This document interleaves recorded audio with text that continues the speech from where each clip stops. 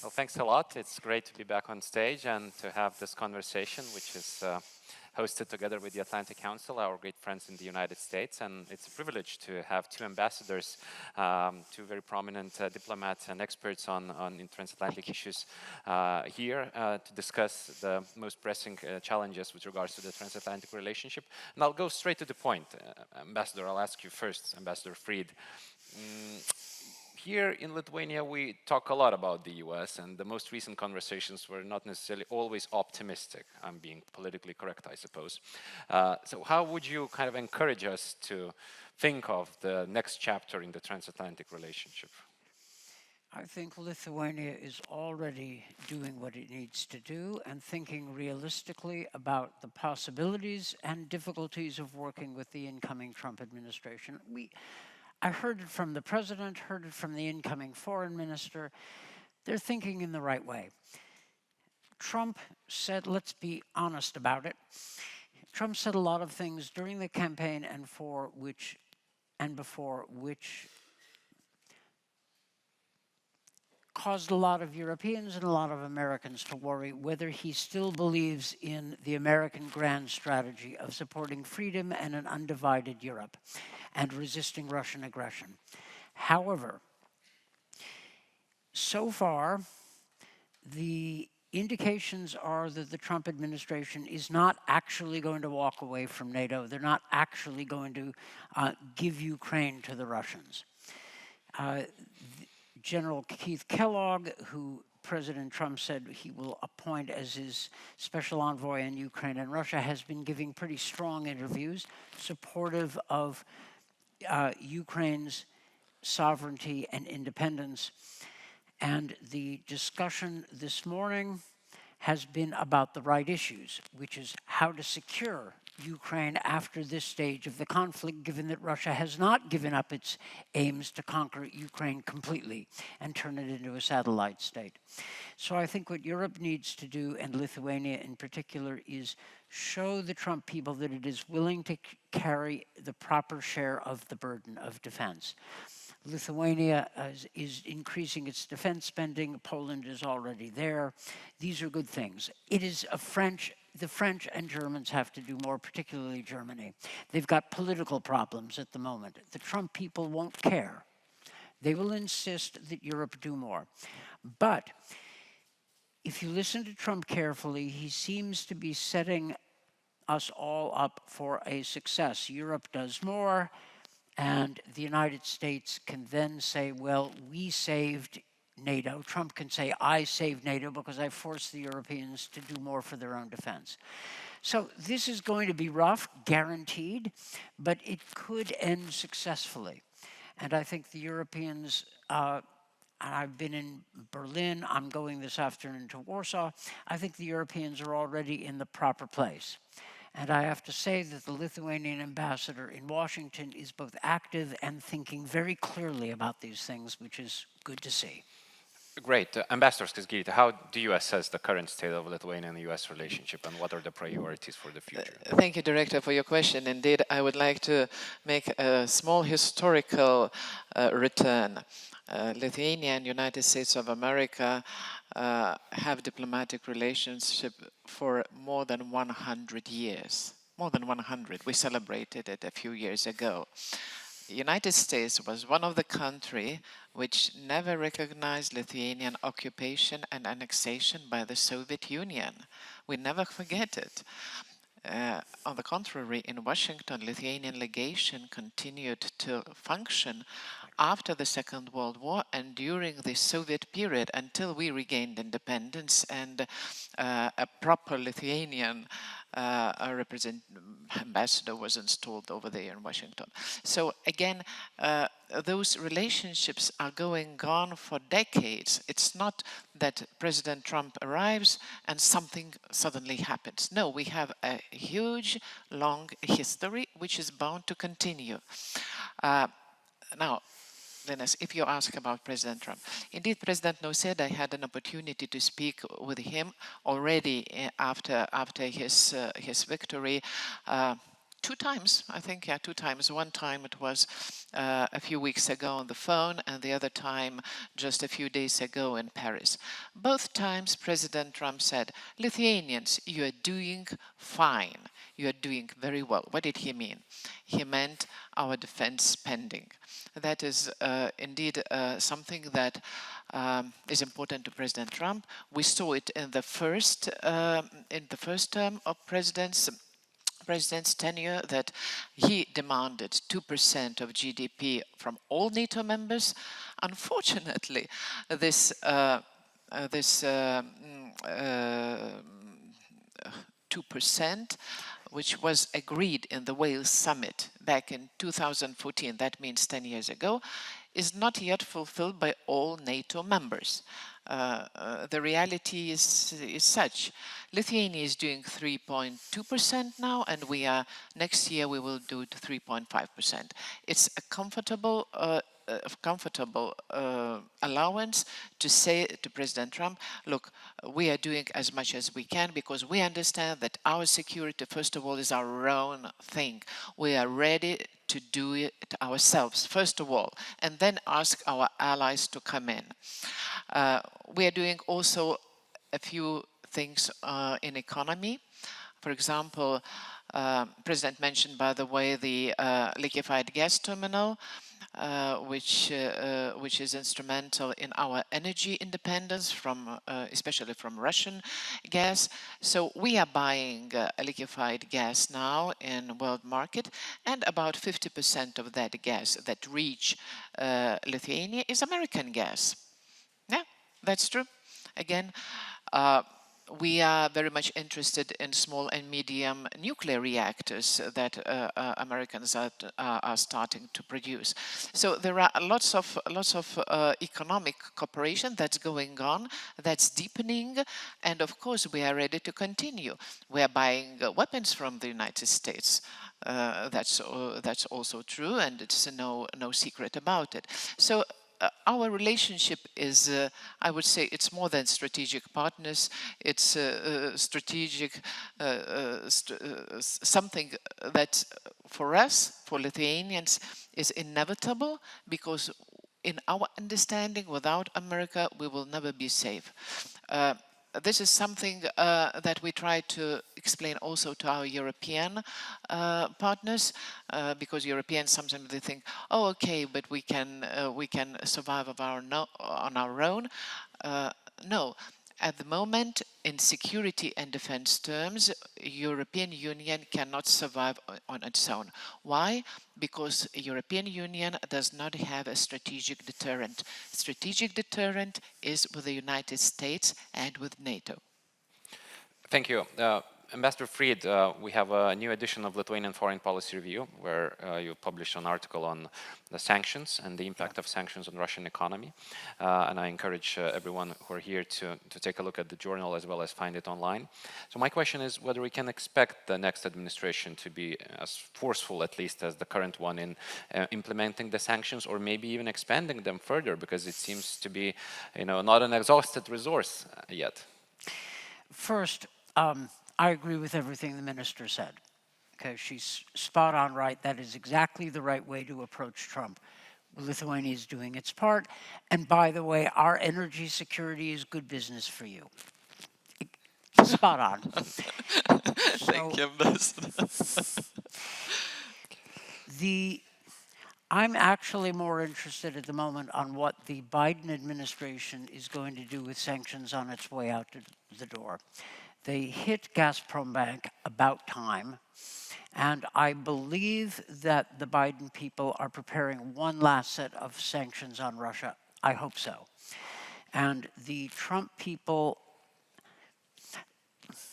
they may be notifying the Trump people, and I think the Trump people will be prepared to increase sanctions, especially if the Russians continue to be arrogant enough to spurn all of the Trump's suggestions about a diplomatic settlement in Ukraine. The Ukrainians have accepted what Trump is doing in general terms. The Russians have rejected it, saying, no, we demand surrender as a precondition for talks. if that is the Russian position, then the Trump people might react by trying to increase the leverage over Russia, and that means, among other things, increasing sanctions. Now, in sanctions, as in many other things, follow the money. What is Russia's biggest export earner? Oil. Is the enforcement of the Russian oil price cap sufficient? No. Is there more we could do?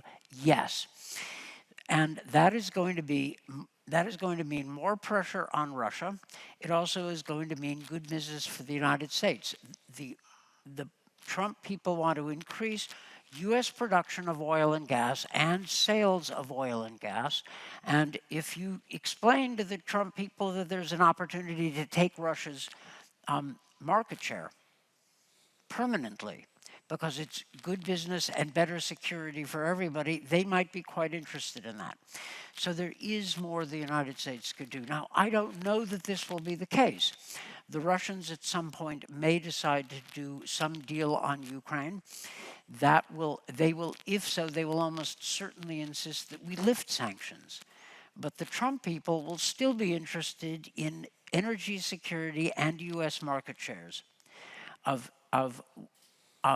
European and other imports of Russian oil and gas. So I think it is more likely than not that the Trump people will continue sanctions. Not necessarily, but a very reasonable possibility. Ambassador? I can just add that the US and European Union coordinate quite well on sanctions towards Russia. Sometimes we Europeans are encouraged by what you are doing and try to align. Sometimes we Europeans offer you something that US aligns. Now I think at the moment the burning issue is not just sanctions on Russian frozen assets, but also the ability to use these frozen assets to Ukraine's reconstruction, and this is a big thing. I'm starting with the questions from the audience. A very blunt one. Should Europe prepare for possible US troop drawdown in the region? Well, it depends on what you mean by prepare. If prepare means that Europe has to develop on an urgent basis greater military capacity, the answer is yes. But Europe needs that in either case. The fact is, we all, and this includes the United States, need to increase our military industrial capacity. We have learned the hard way that we don't have the capacity to replenish equipment if it is used up in a major war. So let's take this seriously. And Europe needs to develop more combat power and the ability to deploy it. The Poles, Lithuanians, Finns, others have been developing this capacity for some time. Germany needs to step up and do more. And they know this. Minister Pistorius knows this. German politics is complicated, Alternative for Deutschland and all of the rest of it. That can be a problem. But Europe needs to do more. Trump is setting himself up to be able to say that I, Donald J. Trump, saved NATO by forcing the feckless Europeans to take more responsibility for their own defense, which, by the way, has been a U.S. complaint about Europe since the Eisenhower administration, and Trump, because of his own style, and even more because the Europeans are waking up to a genuine threat from Russia. Well, Lithuania has always been awake, but I mean the West Europeans. That time may have come. Ambassador, we have a persistent US presence in Lithuania. Shall we expect it to continue quite indefinitely, possibly? Of course, of course. There is no other answer. Yes, sure. But what I'd like to add to Ambassador Fried's comment, defense spending by all allies, by European allies included, was a thing that President Trump in his first tenure was very much conscious about. I'm sure he will do the same in his second term. Maybe 2% will be not enough. Maybe he will ask, as Lithuanians are asking, let's do 3 and more percent of GDP to defense. And this is okay with us. We agree to that. We think that European countries as such should devote more to defense and should spend more on defense and security. It's our own defense and security. So here there is no juxtaposition. There's the affinity of thinking in this respect. Let me just say, Lithuania has been right about Russia consistently. And now what has changed is that the Germans know that Lithuania was right about Russia.